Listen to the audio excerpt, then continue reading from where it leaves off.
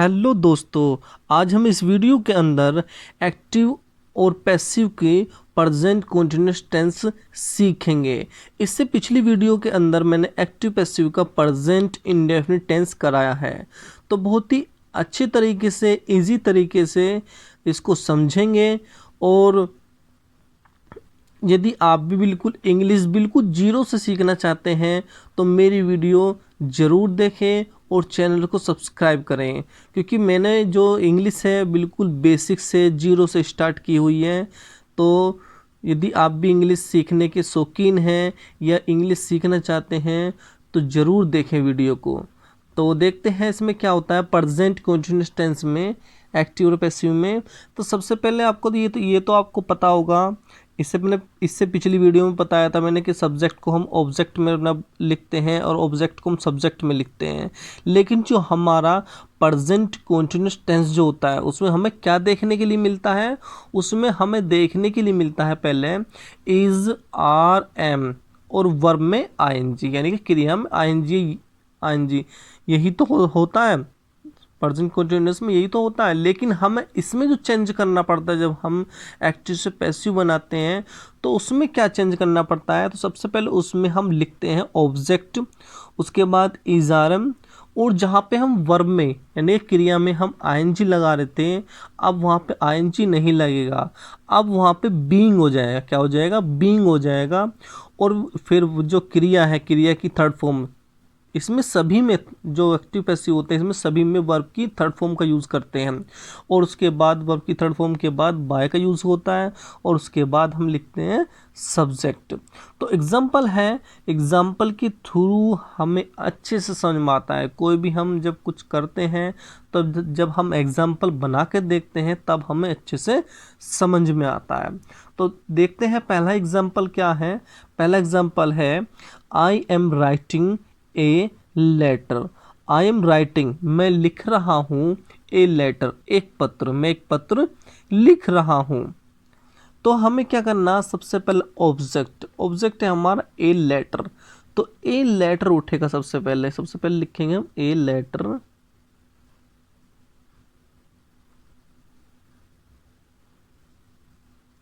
Letter, a letter. उसके बाद हमें क्या लिखना, उसके बाद हमें लिखना इज, आर, एम। तो जो हम उठा के यहाँ लाए हैं उसके अकॉर्डिंग हमें इज, आर, एम लगाना। तो ए लेटर एक वचन है, सिंगुलर है, तो सिंगुलर के साथ हम लगाते हैं इज। तो ए लेटर इज। उसके बाद हमें क्या लिखना, बीइंग।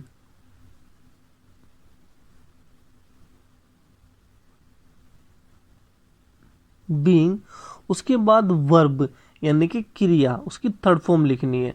तो राइट, राइट है वर्ब यानी कि, तो इसमें क्या लिखना, इसकी राइट की थर्ड फॉर्म लिखनी। तो राइट की थर्ड फॉर्म होती है रिटन।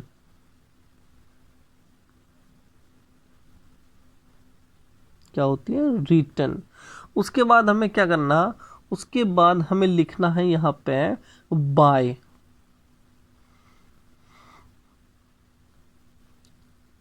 उसके बाद हमें लिखना है सब्जेक्ट। तो हमें सब्जेक्ट क्या था, हमारा सब्जेक्ट है आई। तो आई का हम जब यहाँ पे क्या लिखना है, इसका हमें चेंज करना है। क्या, आई का हमें जो ऑब्जेक्ट है इसे क्या लिखेंगे यहाँ पे हम, तो आई का क्या हो जाता है, मी। आपने देखा भी होगा इससे पिछली वीडियो में मैंने सब चीज़ एक एक चीज़ मैंने उसमें समझाई है।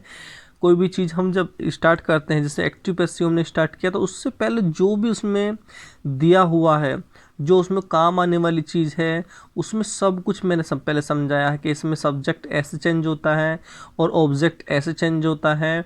और यानी कि आई को हम मी बोलते हैं, सी को हर बोलते हैं, इस तरीके से हम उसमें चेंज करते हैं बाय के बाद। तो इससे पिछली वीडियो को ज़रूर देखें यदि आपको एक्टिव पैसिव कुछ समझ में नहीं आ रहे हैं, तो उसके अकॉर्डिंग आपको बहुत अच्छे से समझ में आएंगे। तो देखते हैं नेक्स्ट एग्जांपल क्या है। ये तो हमारा बन गया I am writing a letter, मैं एक पत्र लिख रहा हूँ, तो ए पत्र is being written by me. ठीक है, नेक्स्ट देखते हैं you are reading a book. You are reading, तुम पढ़ रहे हो। क्या पढ़ रहे हो? ए बुक, एक किताब, तुम एक किताब पढ़ रहे हो। तो अब यहाँ पे ऐसे ही बनाना पिछले वाले की तरह जिससे हमने पिछला सेंटेंस बनाया है। सबसे पहले ऑब्जेक्ट उठाओ, तो ऑब्जेक्ट है हमारा ए बुक। क्या उठा लिया हमने? ए बुक, ए बुक उठा लिया। उसके बाद हम यहाँ पे लिखेंगे इज आर एम। तो ए बुक जो हमने उठाया है उसके अकॉर्डिंग हमें इज आर एम लगाना। तो ए बुक है एक वचन है, तो यहाँ पे लगाना हमें इज। उसके बाद हमें क्या लगाना? बीइंग। बीइंग जो लगेगा वो सभी के साथ लगेगा, इतना ध्यान रखना प्रेजेंट कंटीन्यूअस में, बीइंग। उसके बाद हमें लगाना क्रिया। क्रिया की लगानी हमें इसमें थर्ड फॉर्म। तो थर्ड फॉर्म का है जो क्रिया है रीड। आपको बता दूं जो रीड होती है, रीड की first form, third form, second form सब यही होती है। तो यहाँ पर हो जाएगा रीड, रीड। उसके बाद हम यहाँ पे लिखेंगे बाय। बाय लिख दिया। अब जो सब्जेक्ट है हमें इसका हमें ऑब्जेक्ट लिखना है। क्या लिखना? ऑब्जेक्ट। तो इसको क्या चेंज करेंगे हम? यू का यू ही रहता है, ये हमारा चेंज नहीं होता। जैसे हमारा आई का मी हो जाता है, दे का दैम हो जाता है, तो सी का हर हो जाता है, लेकिन यू का यू ही रहता है। तो यहाँ पर यू का यू ही लिखेंगे हम।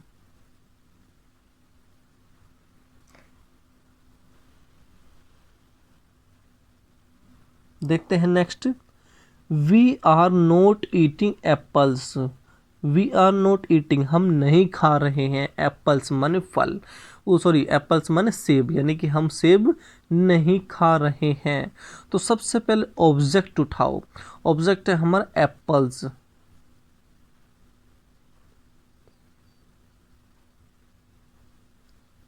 एप्पल्स। उसके बाद इज आर एम। क्या लिखेंगे हम? Is are am. तो एप्पल्स हो गया, यानी कि बहुत सारे फल है, तो बहुत सारे फल के लिए लिखेंगे हम यहाँ पे आर।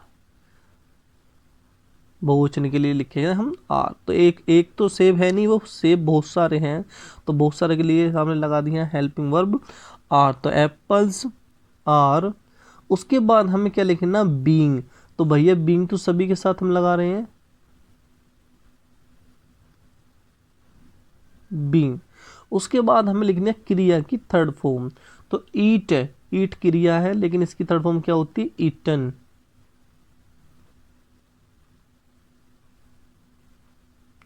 उसके बाद हमें लिखना है बाय। उसके बाद हमें क्या लिखना है? यहाँ पे वी का ऑब्जेक्ट बनाना है। तो वी का ऑब्जेक्ट होता है हमारा अस। क्या होता है? Us. Apples are being eaten by us. Next देखते हैं। The peon is ringing the bell. चपड़ासी घंटी बजा रहा है। तो ऑब्जेक्ट है हमारा द बेल। सबसे पहले द बेल उठाओ, तो द बेल।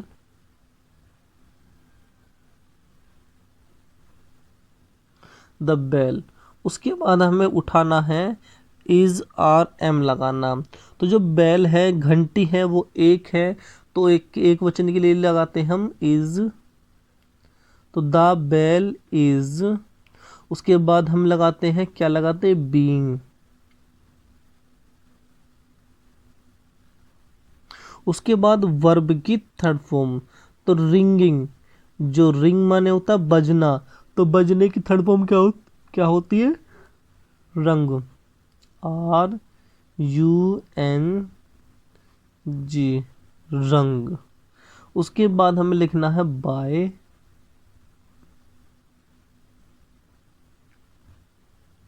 और फिर लिखना हमें द प्यून। The peon.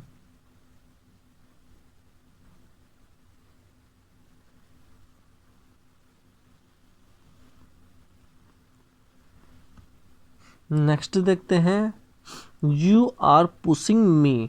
तुम मुझे धक्का मार रहे हो। तो सबसे पहले हमें ऑब्जेक्ट लिखना है। जो ऑब्जेक्ट होता है उसका हमें सब्जेक्ट बनाना होता है। भाई यहाँ तो ऑब्जेक्ट है, लेकिन सबसे पहले हम तो सब्जेक्ट बनाते हैं ना, सब्जेक्ट लिखते हैं। तो ऑब्जेक्ट का पहले सब्जेक्ट बनाओ। तो मी का सब्जेक्ट क्या होता है? मी का सब्जेक्ट होता है हमारा आई। मी का सब्जेक्ट होता है हमारा आई, और आई का ऑब्जेक्ट क्या होता है? मी। तो ये उल्टा हमारा हो जाता है। तो आई के साथ हम लिखेंगे यहाँ पे एम।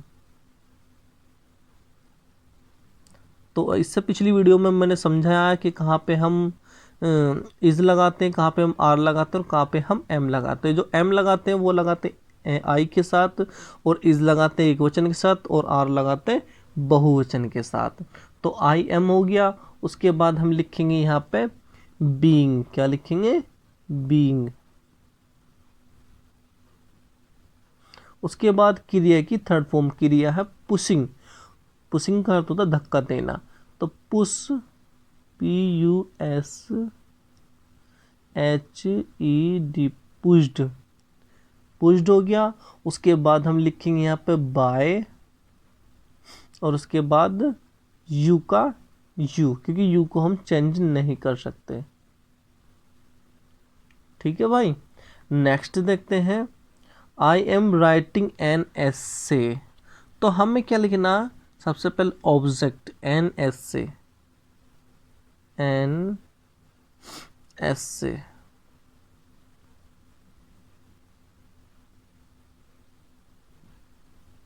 उसके बाद हमें लिखना है यहाँ पे इज आर एम। तो यहाँ पर हो जाएगा इज। उसके बाद हमें क्या लिखना? बीइंग।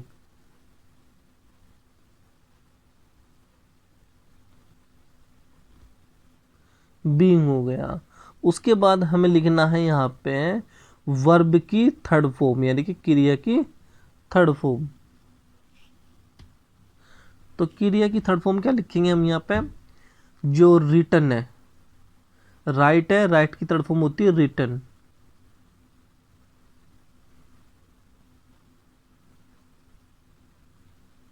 उसके बाद हम लिखेंगे यहाँ पे बाय। उसके बाद हम यहाँ पे लिखेंगे बाय का हो जाएगा हमारा बाय हो गया। उसके बाद हम लिखेंगे इसका हमें बनना ऑब्जेक्ट, यानी कि आई का मी हो जाएगा हमारा मी। तो बाय मी। नेक्स्ट देखते हैं,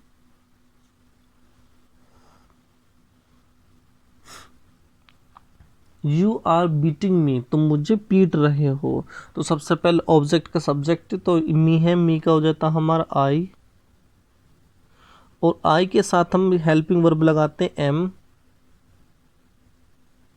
उसके बाद हमें क्या लिखना होता है? उसके बाद लिखना होता है हमारा बीइंग। उसके बाद हम लिखते हैं वर्ब की थर्ड फॉर्म। तो बीट होती है, बीट की थर्ड फॉर्म होती है बिटन, BEATEN, बिटन। उसके बाद हम लिखेंगे बाय, और बाय के बाद हम लिखते हैं ऑब्जेक्ट, यानी कि जो हमें यू दिया हुआ है सब्जेक्ट, इसका हमें बनाना पड़ता है ऑब्जेक्ट। तो यहाँ पे यू का यू होता है, तो यू का चेंज हम नहीं करते। तो I am being beaten by you. तो आर यू वॉचिंग टीवी? क्या तुम टीवी देख रहे हो? तो ये हो गया भैया हमारा फर्स्ट टाइप इंट्रोगेटिव। क्या होता, क्या हो गया हमारा? ये हो गया फर्स्ट टाइप इंट्रोगेटिव। तो हमें जैसे ही इंट्रोगेटिव बना होता है वैसे ही हमें बनाना होता है।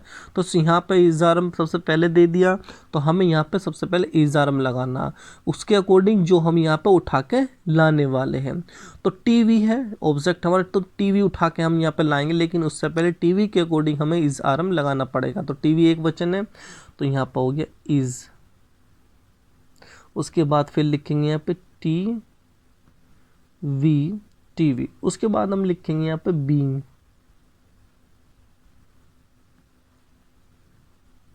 बीइंग हो गया। उसके बाद थर्ड फॉर्म, तो वॉचिंग की थर्ड फॉर्म होती है वॉच्ड।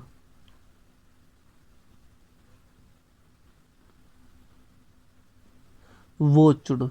उसके बाद हम लिखेंगे यहाँ पे फिर बाय, और वी का हो जाएगा अस। वी का क्या हो गया? अस। तो is TV being watched by us? Next देखते हैं, they are not building a dam. तो they are not building a dam, build का अर्थ होता है बनाना। तो सबसे पहले ए डैम उठाएंगे। ए डैम क्या होता है? डैम होता है हमारा जो हम बांध बोलते हैं, जिसे बांध, जो पानी के बांध होते हैं। तो ए डैम हमने उठा लिया। उसके बाद हम लिखेंगे यहाँ पे इज आर एम। तो ए डैम है, उसके एक वचन है तो एक वचन के साथ हम लगाते हैं आर, तो ए डैम इज। उसके बाद हम यहाँ पे लिखेंगे नोट, क्योंकि हमारा नोट इसमें दिया हुआ है। उसके बाद हम लिखेंगे यहाँ पे बीइंग। उसके बाद हम लिखेंगे यहाँ पे बाय। उसके बाद दे का हो जाएगा हमारा देम। भाई ये जो दे है इसे तो चेंज हमें करना पड़ेगा, तो दे का ऑब्जेक्ट होता है हमारा देम। तो ये हो गया। नेक्स्ट देखते हैं, इज ही डिस्टर्बिंग मी। क्या वह तुम्हें परेशान कर रहा है? तो इज ही डिस्टर्बिंग यू, क्या वह तुम्हें परेशान कर रहा है? तो जैसे सेंटेंस है वैसे ही बनाना पड़ेगा। फर्स्ट टाइप इंट्रोगेटिव, तो ऐसे ही हमें बनाना पड़ेगा। तो हम यू उठाएंगे ना यहाँ पे, तो यू के अकॉर्डिंग हम यहाँ पे पहले लगाएंगे आर। क्या लगाएंगे? आर। उसके बाद लिखेंगे फिर हम यू। उसके बाद हम लिखेंगे यहाँ पे फिर बीइंग। उसके बाद हम यहाँ पे लिखेंगे ही, सॉरी वर्ब की थर्ड फॉर्म, तो डिस्टर्ब्ड,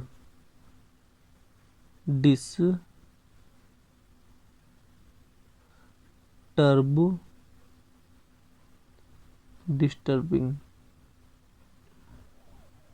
उसके बाद बाय, सॉरी डिस्टर्बिंग नहीं आएगा यहाँ पे, डिस्टर्ब्ड आएगा। क्या आ जाएगा? डिस्टर्ब्ड।